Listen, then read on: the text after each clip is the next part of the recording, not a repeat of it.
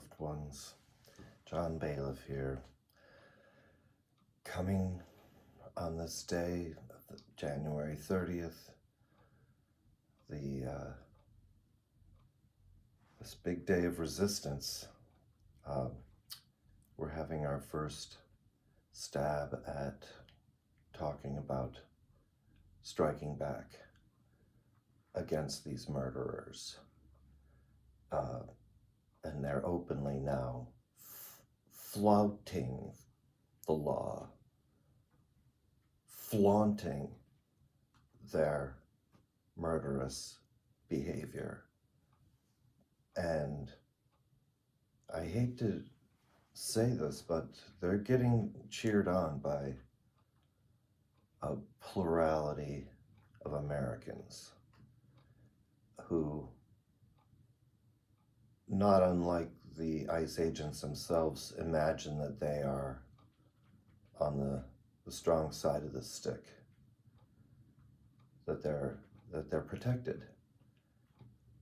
None of us are protected now. None of us are protected. In a parallel society under an authoritarian regime, you may easily slip into the zone of compliance, which Don Lemon, independent journalist and former CNN anchor, just slipped into. And that's a zone in which there is no law, a zone in which the regime makes it up as they go along to suit their political and often openly sadistic physical needs. And let's not leave that out. There's a psychosexual aspect to this. People are screaming, let's see the Epstein files. Not because everyone wants to see the Epstein files now, but because there's this inability for all of us to say we're going to allow the public display of this kind of depravity and the use of the state and the powers of the state as preferred on them by us to exercise their depravity. These aren't policies. This isn't a government with policies. This is a government exercising revenge and sadistic pleasure.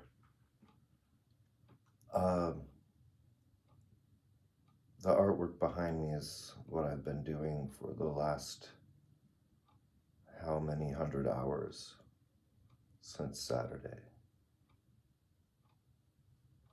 And I want to say right here that I'm using this event, this murder, this execution, this public execution, to try and talk about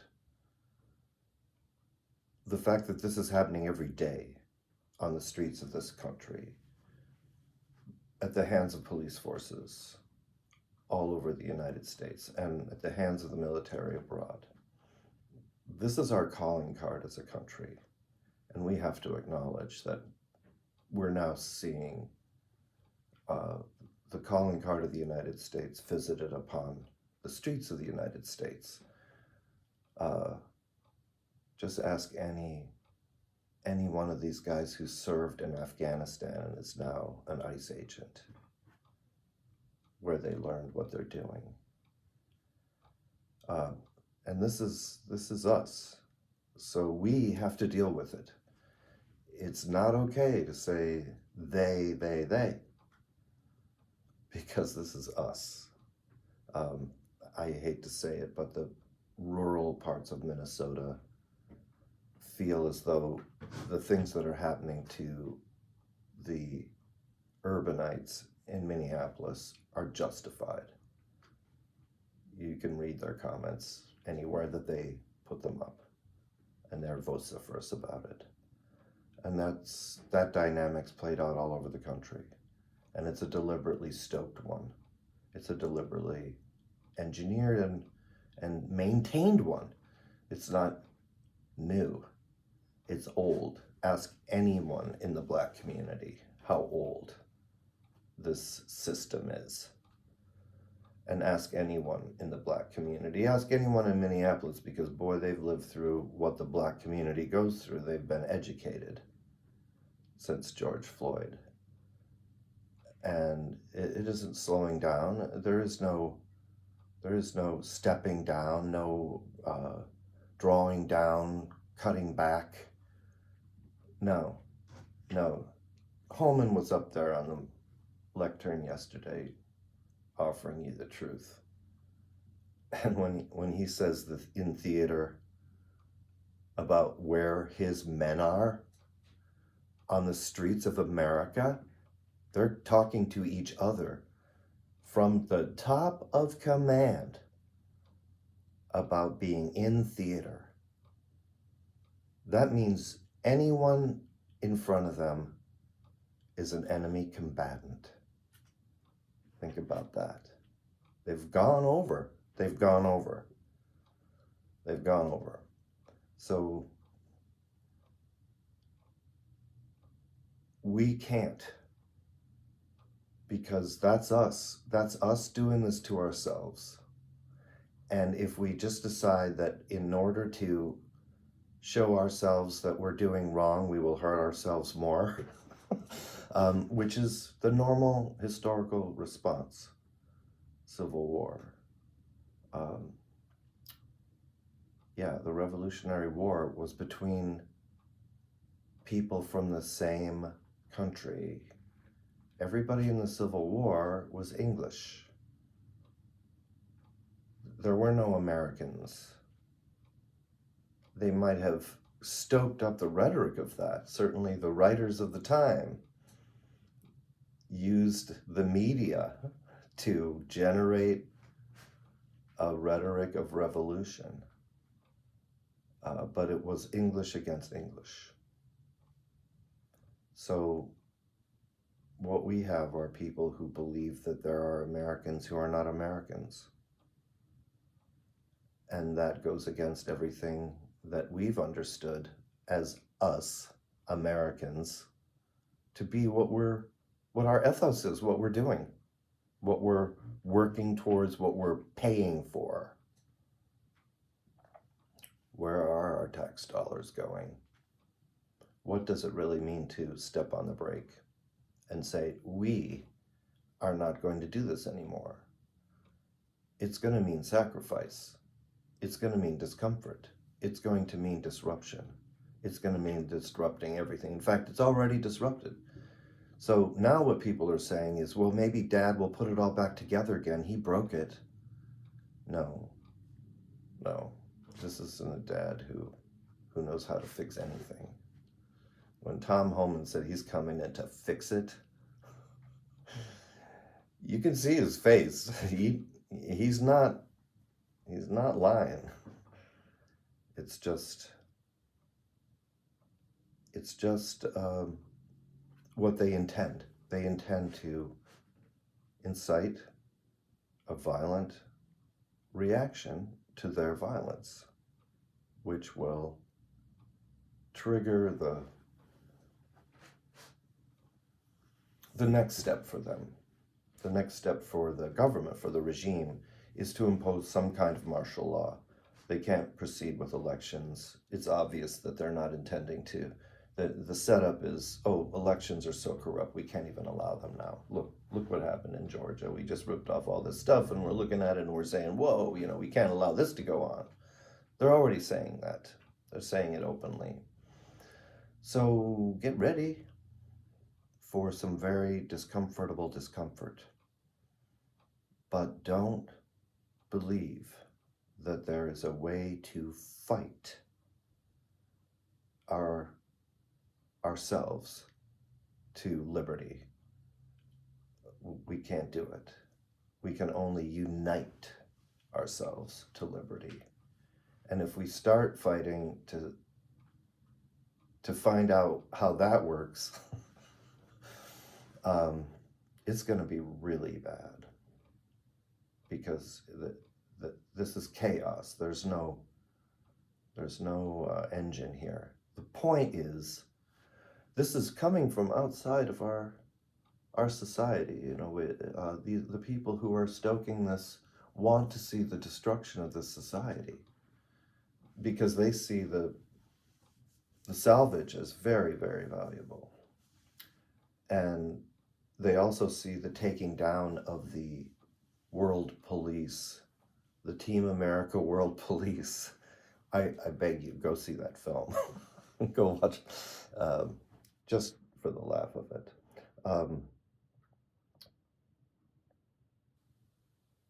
If we rise up together and we educate ourselves, if we talk to one another about how we really feel, if you give your neighbor a chance to tell their story,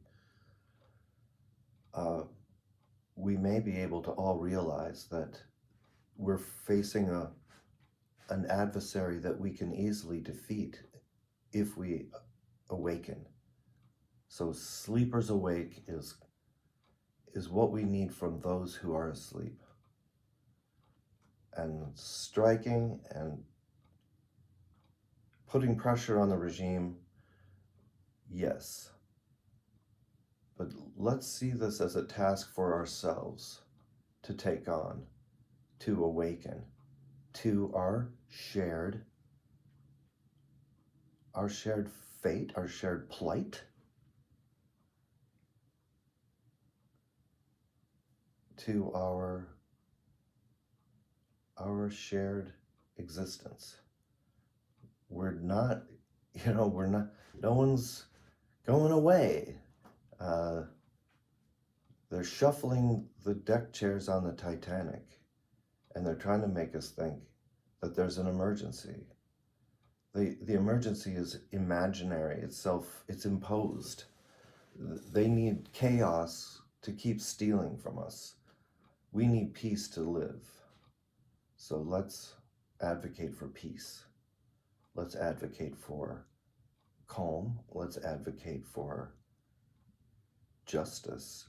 And let's advocate for a throttling of the energy of fear that's being used to drive this entire thing.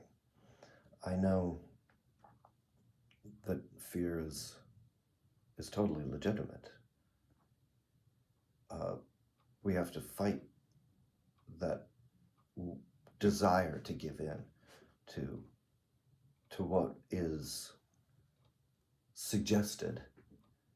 Deal with what's right before you. It's bad enough. It's bad enough. Imaginary enemies are not what we're dealing with here. We're dealing with real enemies. So there are no imaginary enemies. There is no cartel running around. Tom Homan is a lying sack of shit and a thief. So whatever deals they've had to strike in Minnesota to get those goons to back off even a little bit, it's no good. And they're coming for all of us in one form or another. I'm looking forward to seeing the internet throttled pretty soon. Already you may notice that your news feeds and search engines are not operating the way you are familiar with. They're fiddling and they're seeing about throttling. They're already doing it. We're siloed like crazy. You'll get only stuff that you think you already saw. Everything you've seen, you saw. It's the news is what you saw yesterday again somehow. We're getting siloed into corners. So the great deal of America is getting a message that there's a whole bunch of Americans that are really, really dangerous, and they want to kill the cops.